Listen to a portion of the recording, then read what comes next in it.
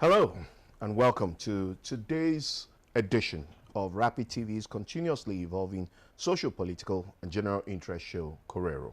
Of course, I'm your regular host, Nkamiang John, the beloved, also known as the controversial.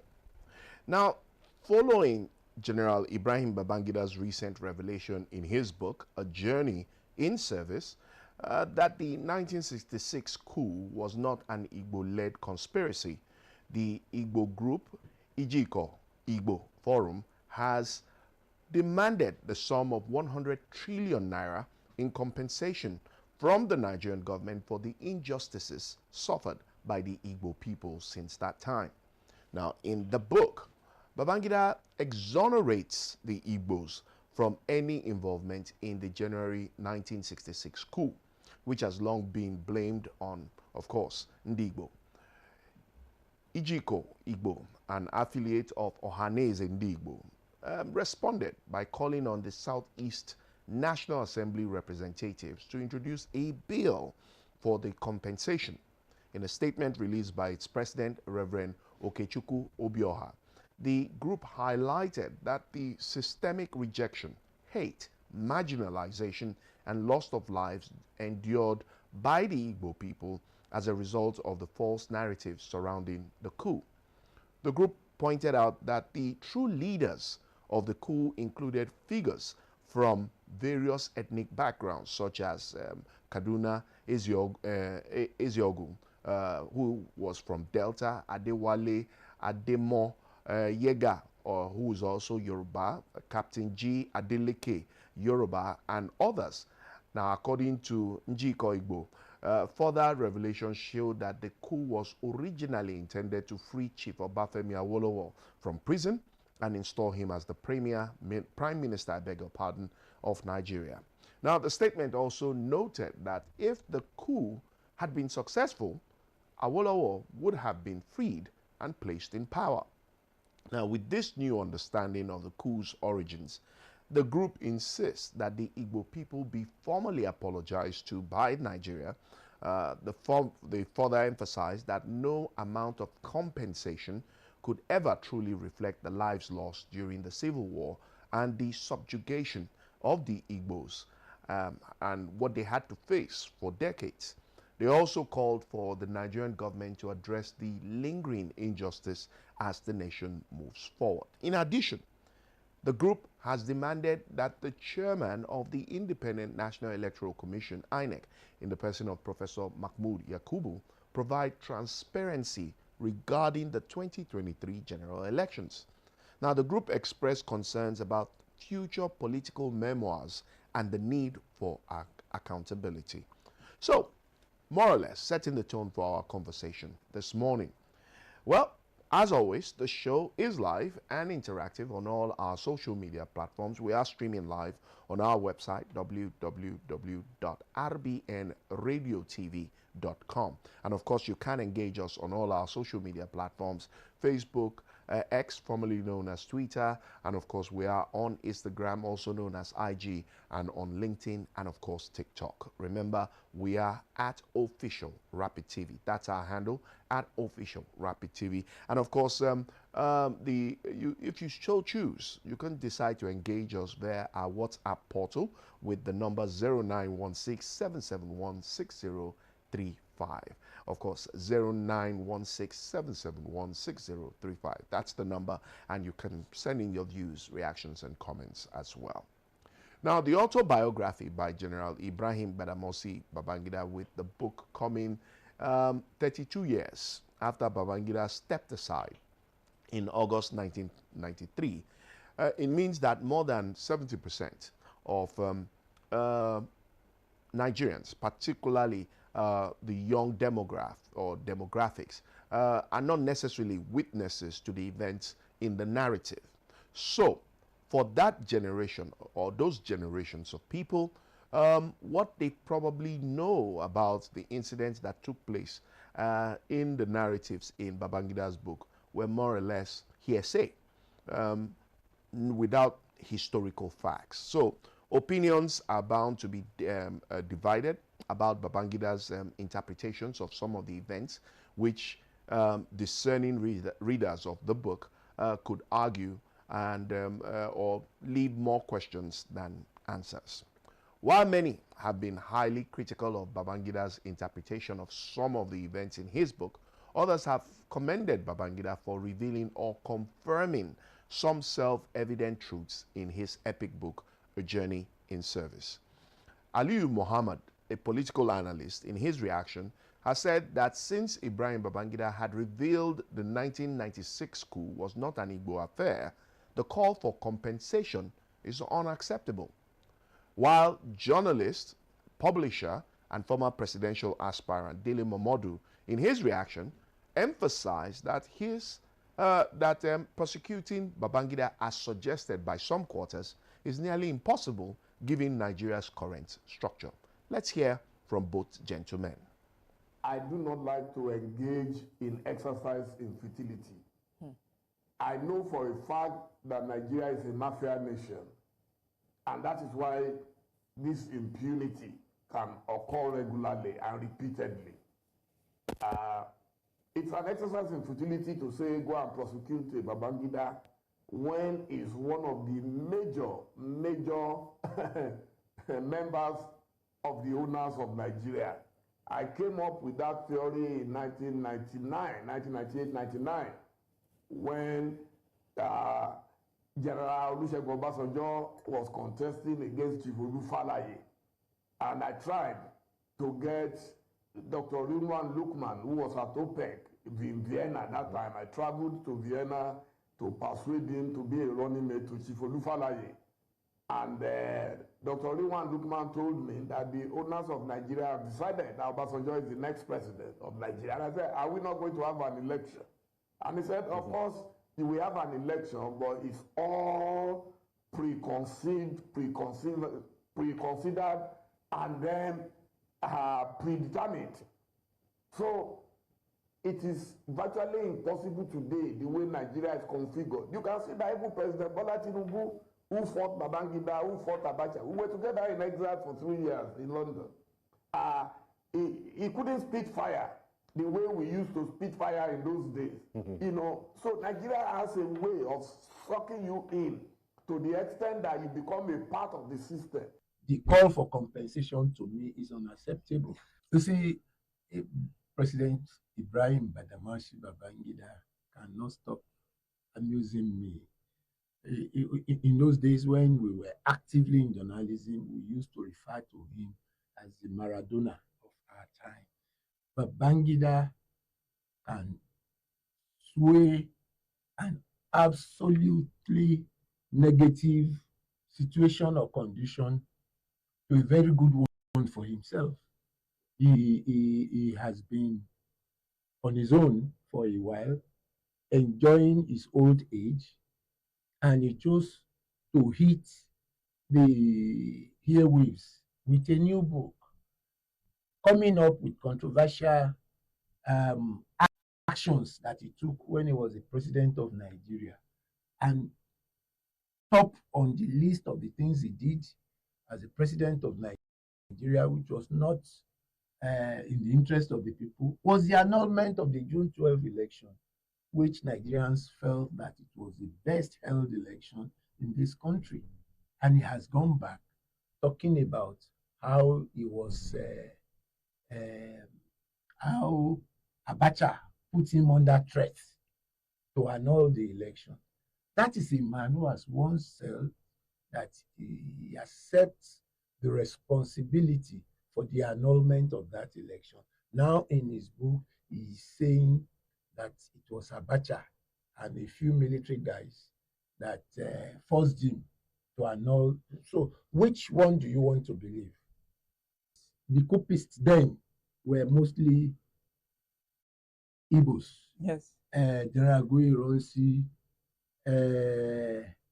and others. Most of them were mainly Igbos.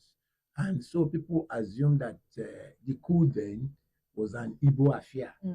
But consider if you consider the involvement of people like Nzegu and others, one will have no choice but to accept the fact that it was purely an Igbo coup.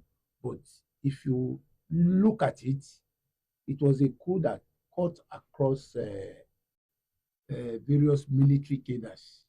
You had even the famed Maradona, Babangida himself, involving as a young man in that coup. So that is why the Igbos are saying or are denying the fact that, or the perception of the people that that coup was purely an Igbo affair. There were so many other young officers involved in that coup whose names did not come to the fore because of their ranks. So if you evaluate that coup thoroughly, the demands by the Igbos for an apology and compensation, 10 trillion naira 10 compensation. trillion, cannot be out of place because people assumed then that it was, considering the number of northerners that were killed and southerners that were killed during the coup plots, you would want to say that it was an Igbo affair, but it was it was a coup that all the ranks and files of the military then, the bright stars of the military then, participated in. But we had senior officers among them who were Igbos. That gave people the perception that it was purely an Igbo coup. However, the call for compensation to me is unacceptable because if you look at the things that were destroyed, do you want to talk about the lives that were taken? Prominent Nigerians that were killed, prominent military officers that were killed in that coup. I believe that the request for compensation is out of place. If it is so, if there is anybody that should request for compensation, what about the Western Nigerian member of the armed forces that were killed? So, but then it is their opinion. It is just a request. Let's see if that request will be met by the federal government of Nigeria. I have not seen anywhere where an ethnic group that participated in a coup will now be calling for compensation because people were killed both from the west, from the south, and from the north in that coup. A lot of officers who were northerners were killed, and the same thing for southern officers. General Ademulegun was killed, and so many other officers. So the call for compensation by the Igbos is unacceptable to me. It is taking their luck a little too far. Osinbajo, if you look at the role he played there, he was like somebody who was used as an MC, but he practically reviewed the content of the book. All the things he said were not his own words, because I want to believe that to be able to play that role, he had already been given an insight into the content of the book. And you could see that when he was calling out the key participants at the event, he was really out facts as contained in the book published by General Ibrahim Babangida. Don't forget that General Ibrahim Babangida has always been a star boy from his military days. There was no coup in Nigeria that he didn't participate in. And he is always yearning for media mention. This is not one that the event that took place last week is not one that can be exempted from his quest for publicity and controversy at all times, despite his old age. IBB is over 80 now. I wonder why an over 80-year-old man would be staring the hornet's nest, would be looking for conversation around him at old age. But that is the way he's created. That is his character. And people should accept that as part of him. And instead of people, I've seen a lot of knocks, curses and abuses being hauled at him. But the man should be pitied. He's getting old. Nobody talks about him again. And he just felt that the only way he can get what he enjoys being mentioned in the media is by publishing a book, not minding the content.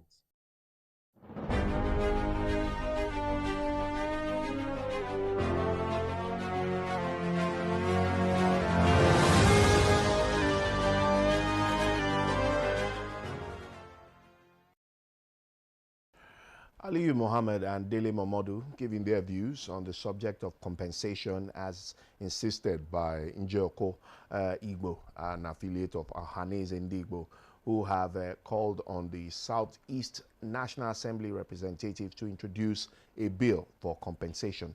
While journalist, publisher, and former presidential candidate Dele Momodu, in his reaction, emphasized that persecuting Babangida is nearly impossible given Nigeria's current structure. It's still Rapid TV's continuously evolving social, political, and general interest show, Korero. And as always, the show is live and interactive on all our social media platforms. Don't forget to follow and like Rapid TV on Facebook, on X, on Instagram, LinkedIn, and even on TikTok. And of course, you can take advantage of our WhatsApp portal to also be part of our growing online community. As I like to say, even when the show is off the air, the conversation continues online. Today on the show, we are still looking at the reactions that have continued to trail General Ibrahim Babangida's recent revelation in his book, A Journey in Service, that the 1966 coup was not an Igbo-led conspiracy, which has resulted in the Igbo group, Njiko Igbo Forum, demanding 100 trillion naira in compensation from the Nigerian government for the injustices suffered by the Igbo people since that time. Now, historians and analysts have argued that had the Nigerian government honored the Aburi agreement, the country would have destroyed, or I beg your pardon, the country would have developed into a stronger, more united and prosperous federation. Now, instead, foreign interests, political power struggle, and broken promises plunged the nation into one of the darkest chapters in its history, the Nigerian Civil War. Now, as I said at the earlier start of the show, that there is a generation or several generations that do not know the background behind the Nigerian Civil War. Whatever they know is based on hearsay, what they've been told. But the Aburi Accord or the Aburi Declaration was reached at a meeting between the 4th and the 5th of January 1967 in Aburi, Ghana, attended by delegates of both the federal government of Nigeria, the Supreme Military Council at the time, and of course the Eastern delegates led by the Eastern Region's leader, Colonel Chukwuemeka Odumegu Ojukwu. So, for those of you, in the last 2 to 3 editions of the show, it's been a bit of history lesson, especially since the book of retired General Ibrahim Badamasi Babangida hit the public space. There has been need for us to revisit history. Well, on this edition, we continue the history class as we go back to the Aburi Declaration. And the question remains, especially amongst historians like myself, if that declaration had been upheld by the Nigerian government, could the story today have been different? Let's see.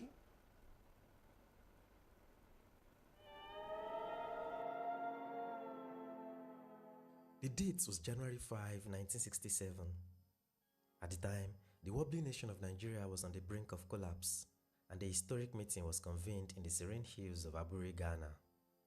With ethnic tensions boiling over, massacres in the north claiming thousands of Igbo lives, and the fragile federation on the verge of disintegration, the two leaders, Chukwuemeka Odumegu Ojukwu and Yakubu Gowon, faced off in a battle of wits.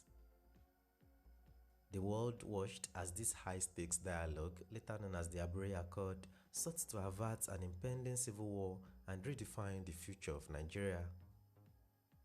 At the end of the 2-day retreat, Ojukwu came out on top and outsmarted Gowon, who agreed to the letter all of Ojukwu's proposals on the way forward to a new Nigeria. However, Gowon was oblivious to what he had signed away in Aburi. When he returned to Lagos, He realized his folly when the permanent secretaries opened his eyes to his agreement with Ojukwu. No doubt, Ojukwu had won the first battle at Aburi, but Gowon, who felt he had been robbed, would not give in and sought to reach a compromise. Of course, he did not cancel all of the agreements, but he inserted some clauses which he called Decree 8 to keep the East in the Federation, while at the same time not granting all of Ojukwu's demands. On Aburi we stand, Ojukwu vowed from Enugu. From Aburi you shall fall, Gowon responded in Lagos. Thus began a back and forth battle of dialogues that would eventually render Aburi null and void and lead to a brutal 30-month civil war which claimed millions of lives.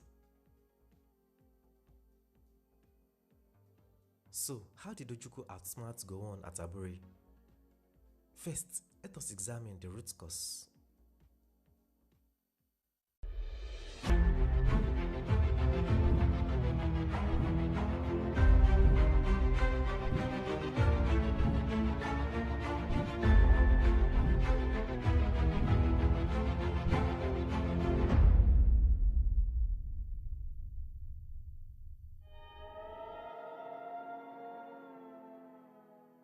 The year 1966 marked a watershed moment in Nigerian history, defined by two military coups that upended the country's fragile post-independence order and set the stage for the Aburi Accord. These events, driven by ethnic tensions, political rivalries, and the struggle for power, plunged Nigeria into a period of uncertainty and division, ultimately culminating in the Nigerian Civil War. To understand the necessity and significance of the Aburi Accord, one must first probe into the genesis of these coups and their far-reaching consequences.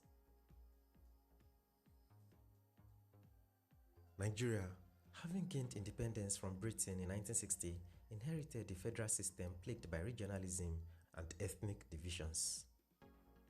The country's three dominant ethnic groups, the Hausa and Fulani in the north, the Yoruba in the west, and the Igbo in the east, each sought to protect their regional interests, often at the expense of national unity. The First Republic was characterized by political corruption, electoral malpractices, and a lack of accountability. These issues reached a tipping point in the controversial 1964 general elections and the October 1965 Western regional elections, which were widely perceived as rigged, leading to widespread discontent, riots, and killings. A situation then known as Operation Wetie.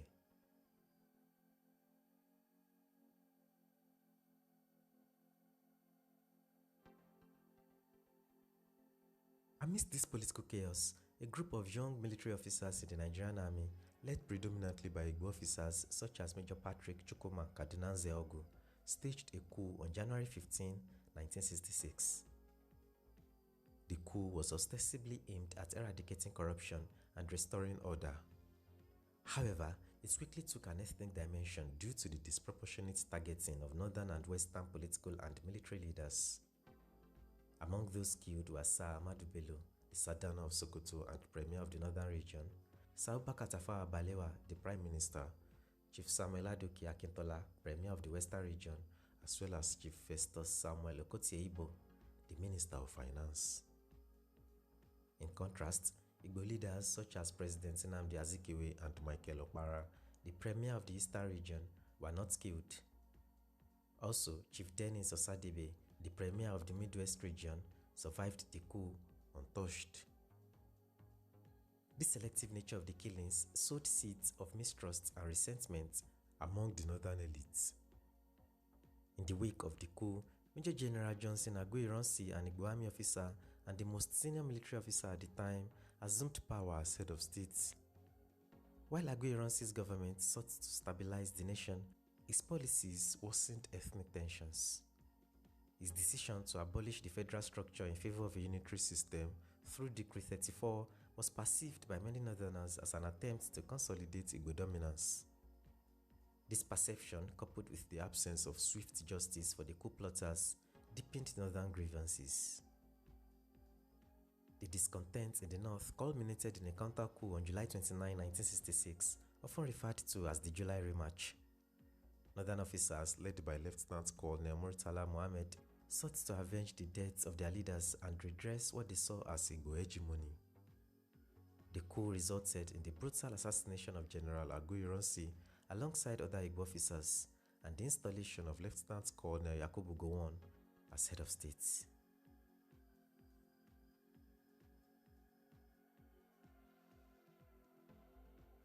Unlike the January coup, the July coup unleashed widespread violence.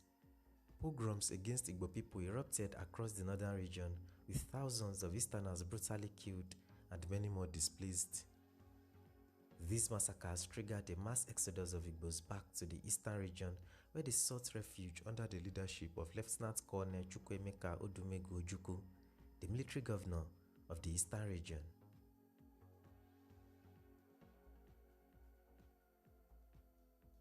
The events of 1966 created an atmosphere of deep mistrust between the regions.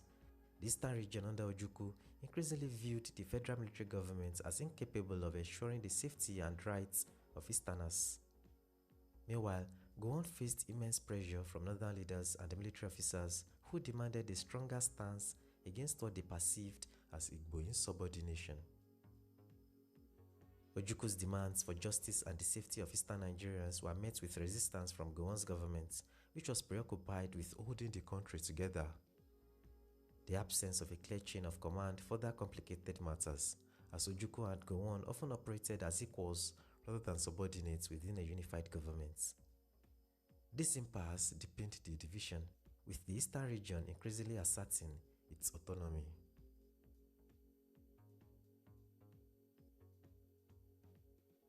By late 1966, the situation had reached a boiling point. Amid fears of an all-out civil war, the need for dialogue became urgent.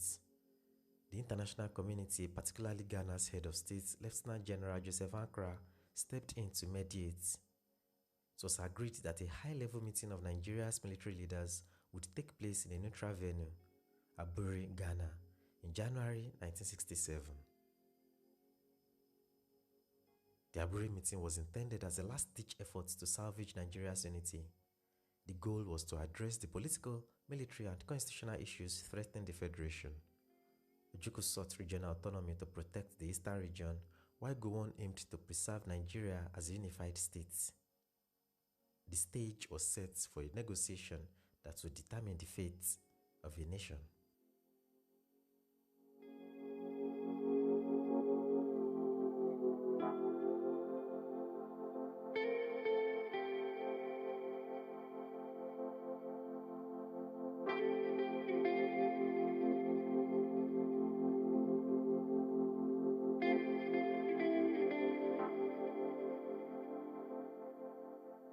The Aburi meeting started on January 4, 1967 and lasted 2 days. Aburi was as much a battle of intellect and strategy as it was a diplomatic negotiation. Ojukwu entered the talks with a meticulously crafted plan to secure his region's interests. His approach at Aburi showcased his deep understanding of Nigeria's political landscape, his ability to exploit his rivals' weaknesses, and his skill in navigating the complexities of negotiation. Ojukwu's preparation for the Aburi meeting was both comprehensive and strategic. He immersed himself in Nigeria's constitutional history, particularly the regional autonomy enshrined in the Constitution of the First Republic. Armed with this knowledge, he was able to articulate his position with clarity and legal precision, framing his demands within the context of Nigeria's foundational agreements. While Gowon attended the meeting without adequate preparations in terms of a crew of legal and political advisors, which such a meeting demanded, Ojukwu, on the other hand, meant business. He arrived in Aburi with a strong team of legal, political, and economic advisors, secretaries, and realms of paper. With this, he was able to outsmart Gowon, especially in his ability to frame the eastern region's grievances in terms that resonated beyond ethnic boundaries. Ojukwu portrayed the eastern region's push for autonomy not as an act of secession, but as a legitimate response to systemic injustices and a means to safeguard the lives and property of Easterners. This narrative positioned him as a defender of his people's rights rather than a rebel, garnering sympathy and understanding from neutral observers.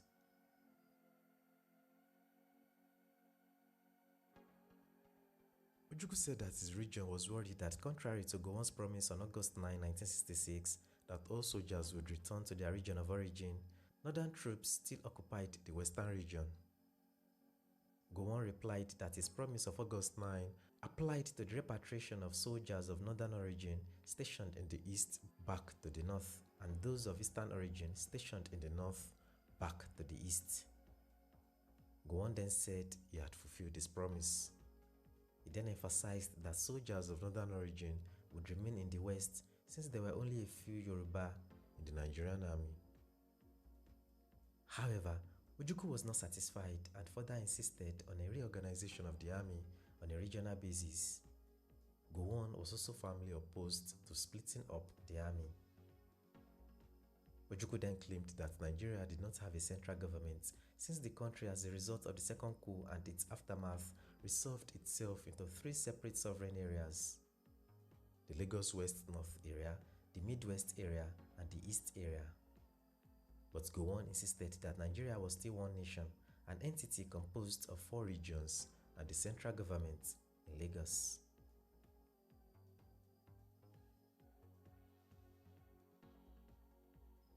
During the negotiations, Ojukwu demonstrated an exceptional command of language and rhetoric. He deliberately emphasized terms such as devolution of power, which were less likely to provoke alarm than secession or independence. This careful choice of words allowed him to present his proposals as reasonable and consistent with Nigeria's federal structure, making it difficult for Gowon and his delegation to outright reject them.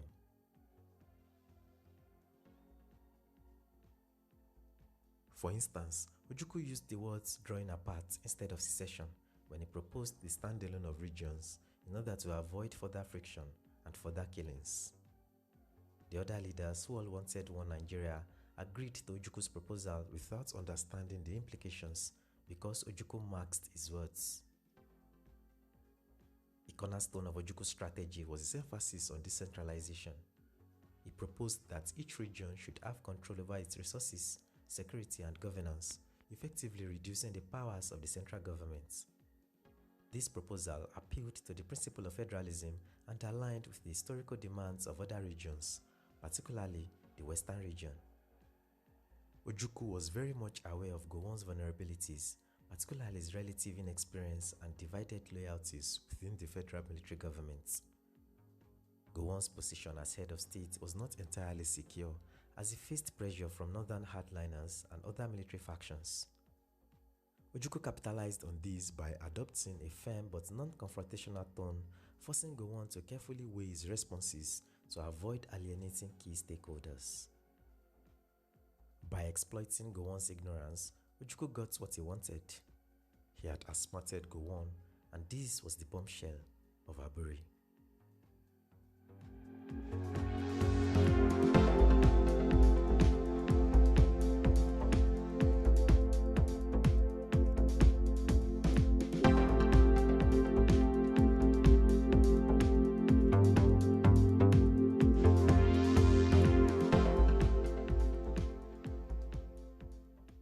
Agreements reached at Aburi reflected many of Ojukwu's demands. The accord recognized the principle of regional autonomy and proposed a framework that would grant significant powers to Nigeria's regions. For Ojukwu, this was a major tactical victory as it provided a legal and moral basis for the Eastern region's push for autonomy.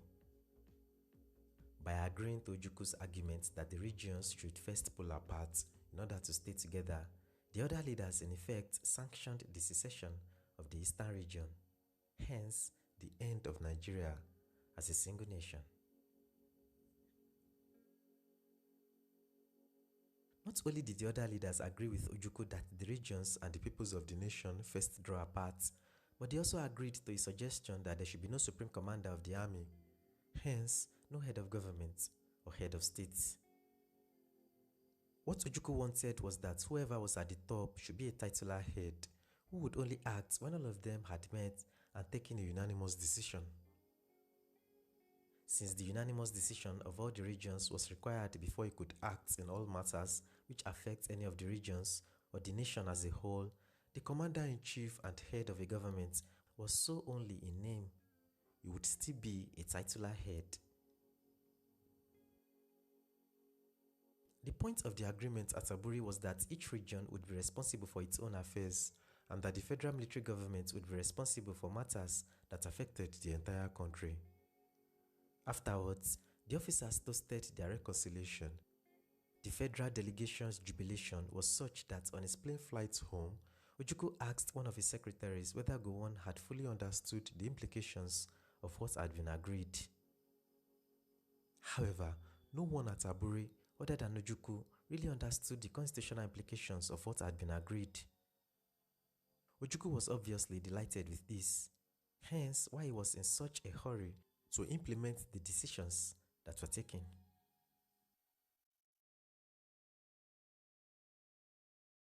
Although Ojukwu had outsmarted Gowon at the negotiation table and won the battle at Aburi, he would face another battle back home in Nigeria when Gowon, after his eyes were opened to how he had signed away the country in Ghana, reneged on the agreement and refused to fully implement the Aburi Accord, setting the stage for further conflict.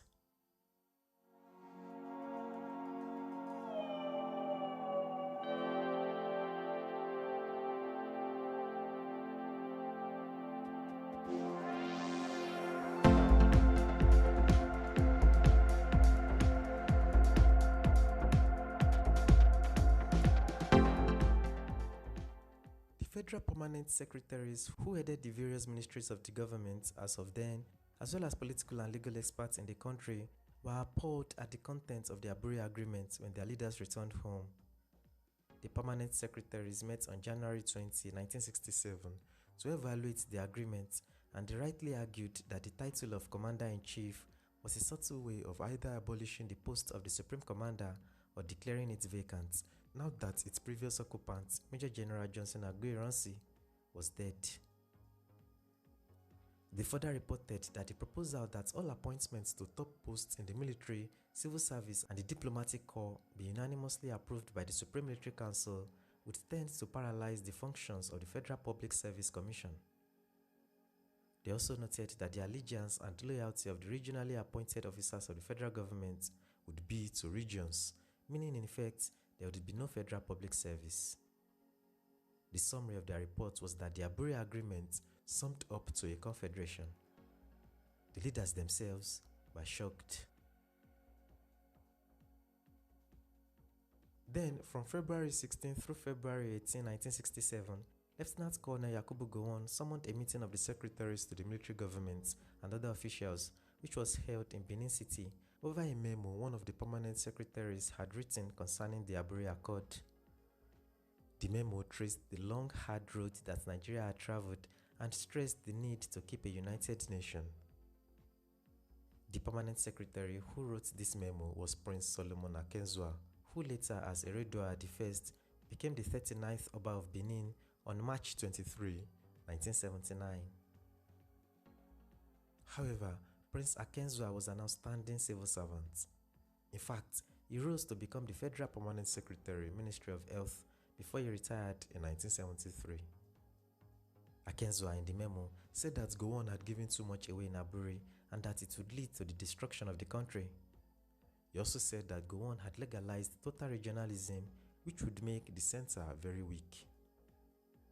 Prince Akenzua further alluded in his memo that a weak center would lead to a confederation and the total disintegration of Nigeria. The shocking revelation of the meeting of the Aburi Agreement overshadowed some of the important decisions the leaders agreed to at Aburi in their search for peace and for a new basis of a stable federal union, or at least a national unity. Aburi on the whole was a big success, but the interpretation of what transpired at the meeting devalued the success. Ironically, implementing the decisions agreed on at Aburi was necessary. Ojukwu then set March 31, 1967 as a deadline for the unilateral implementation of the Aburi Accord. Gowon, on the other hand, broke his promise and restated that the constitutional changes the East proposed would not work because such changes would result in the end of Nigeria as a single nation. As Prince Akenzua had written in his memo, Gowon had given too much away in Aburi that would have led to the destruction of the country. He legalized total regionalism, which would make the center very weak. And the weak center would eventually lead to a confederation and total disintegration of Nigeria.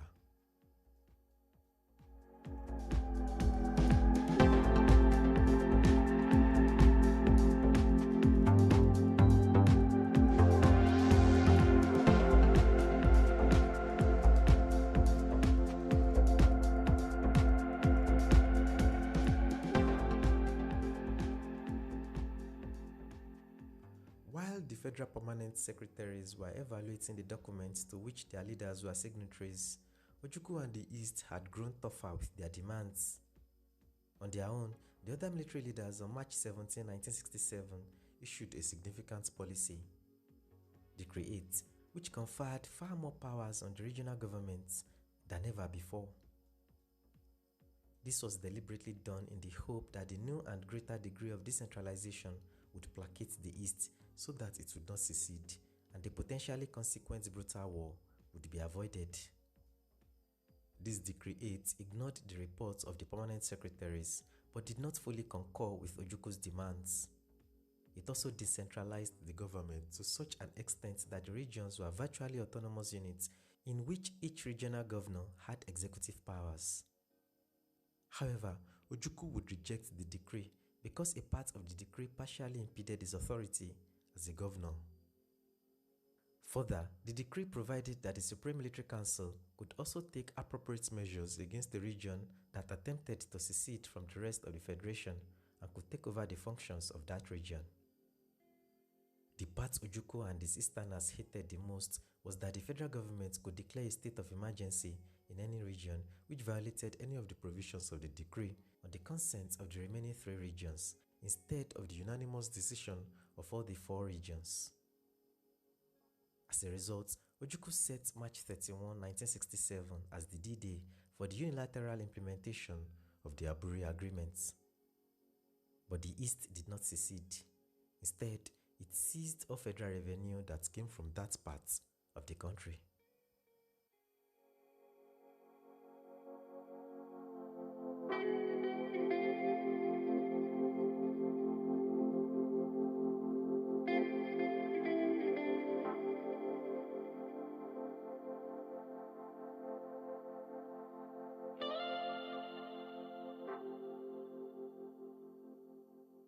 In the meantime, the Yoruba people were dissatisfied with the presence of troops of northern origin who occupied the western region, and the decision to recruit Yoruba people into the army did little to ease those feelings.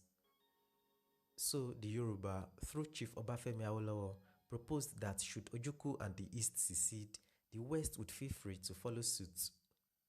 The federal government was caught pants down, while Ojukwu and his followers in the East popped champagne. While the federal government was still trying to steady itself from these revelations, the northern leaders made an astonishing suggestion: the creation of more states. The nation was stunned.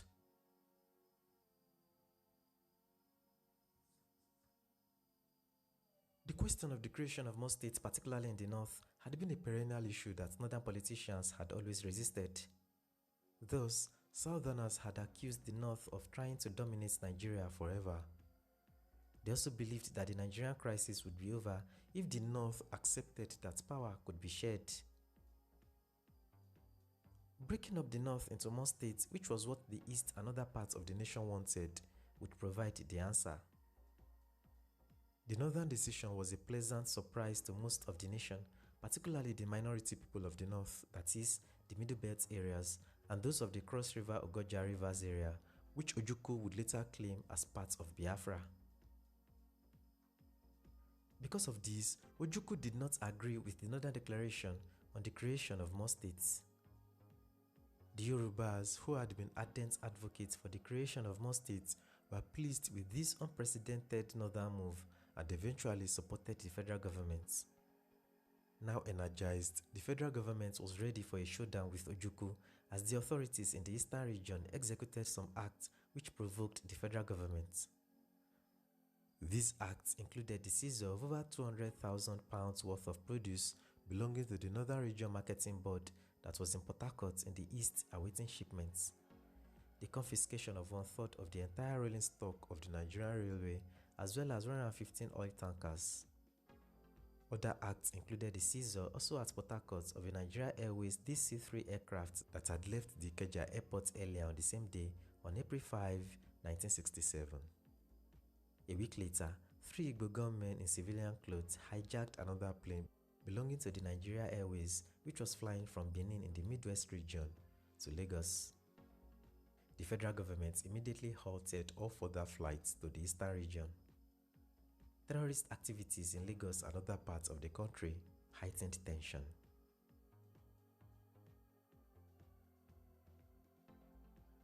Before long, the sanctions against the East were beginning to bite as a result of an economic blockade of the eastern region in early May 1967. A few days later, on May 26, 1967, Ojukwu addressed the East Consultative Assembly, consisting of some 300 delegates from all provinces in the East, where he asked them to choose one of these 3 alternatives. 1. Accepting the terms of the North and go on, thereby submitting to the domination from the North. 2. Continuing the present stalemate and drift. Or 3. Ensuring their survival by declaring their autonomy. The assembly got the message. For whatever it was worth, it gave Ojukwu the powers and urged him to declare at an early practicable date for Eastern Nigeria as a free, sovereign and independent state by the name and title of the Republic of Biafra.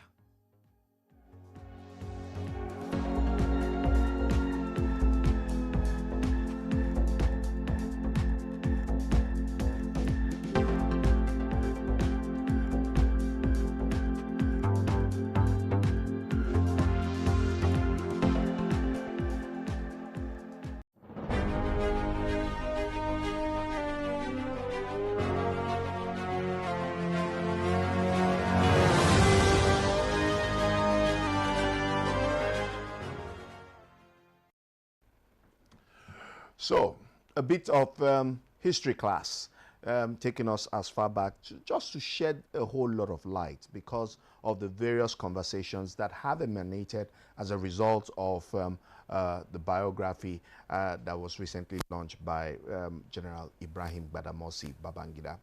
Now, to wrap up today's edition of Rapid TV's continuously evolving socio-political and general interest show, Korero, to bring some closure or comfort to all Igbos who have borne the burden of one of the darkest chapters in Nigeria's history, the Nigerian Civil War, for over half a century, and to help protect the future from this disdain that has festered against the Igbos. For what is what, Ndi Igbo deserves national contrition and political recompense from official Nigeria. Now, this should include seizing and the insisting from the ongoing perceptions and precautions fronted as precautions of any Igbo that has raised or risen or rises against the myriad of anti-Igbo injustice that have characterized political Nigeria, such as the disparities we have seen in state creations, location of seaports, the national budget, as it were, power sharing, basic infrastructures such as roads, rail, just to mention a few. Now, in the same vein, Ndi Igbo also deserve a deep-felt personal atonement from the prime actors who concocted the misinterpretation of the Igbo coup and then dubiously turned around to use it as an anchor to launch what has been called a civil war that nearly succeeded in wiping out the Igbo race if Biafra had not been declared. Now, if they are not sure how to atone, then I suggest they should borrow a leaf from Babangida. Hopefully, the contrition, recompense, and atonement, if sincere, may just be the magic tunic that could persuade Ndi Igbo to pedal back from the strong temptation of seeking an alternative to Nigeria. We must always remember, history, they say, vindicates the truth. And I think this is a good time for us to rewrite the narrative about this entity called Nigeria. Some schools of thought, which I belong to, have suggested that we should revisit the document that came out of the National Confab put together under the Jonathan administration and examine varied positions on the subject of the entity called Nigeria and, most importantly, the Constitution of Nigeria. Of course, as we speak, the National Assembly is currently undergoing a review of the 1999 Constitution as amended. Are these possible ways for us to begin a new book, not necessarily a new chapter? Let's put the old book back on the shelf for some reflection in the future, because as our elders say, a man truly cannot know where he is going if he doesn't know where he's coming from. But it most importantly is the fact that we have the opportunity to rewrite and reposition Nigeria. Anyway, just food for thought. My special thanks, as always, to you for allowing us be a part of your morning and your day as we continue to beam our searchlight on developments as they evolve and do our bit to bring the conversation to the front burner. And we hope that at the end, collectively, we can come to a solution that can change the narrative of our great nation, Nigeria. And of course, special thanks to the production team for ensuring that the show came your way without any hitches. I am Nkamiang John, the Beloved, also known as the Controversial, signing out.